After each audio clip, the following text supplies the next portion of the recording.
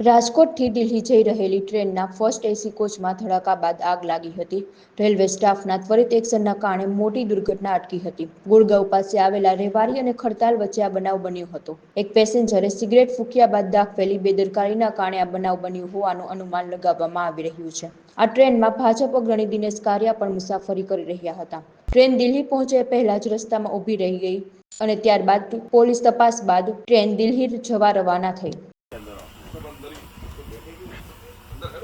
બહાર નીકળો તમને શું થયું ભાઈ? હે તમને શું થયું? તો આ શેનો અવાજ છે ભાઈ? ભાઈ સાચી વાત કરો. હું ZRUCC મેમ્બર છું. તમે ખોટું બોલશો. કોઈને કઈ થયું છે? હે પણ મને સમજાવો તમે કે તમે સાચી વાત કરશો તો એનો રસ્તો નહીં કરશે ભાઈ. इसमें वो आईसीपी कहाँ है? अरे कहाँ है आईसीपी यार? इसी कोच में है। શું થયું છે? શું હે અમે ના ભાઈ ભાઈ પાલનપુર ઉભા હતા ને ત્યારે અંદર ઓલા સાહેબ હતા ને આપડા શું નામ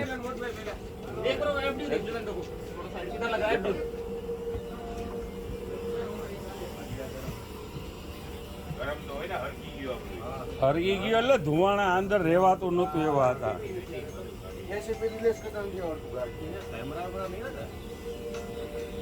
कैमरा लगाना पड़ेगा। गाड़ी ऊपी है।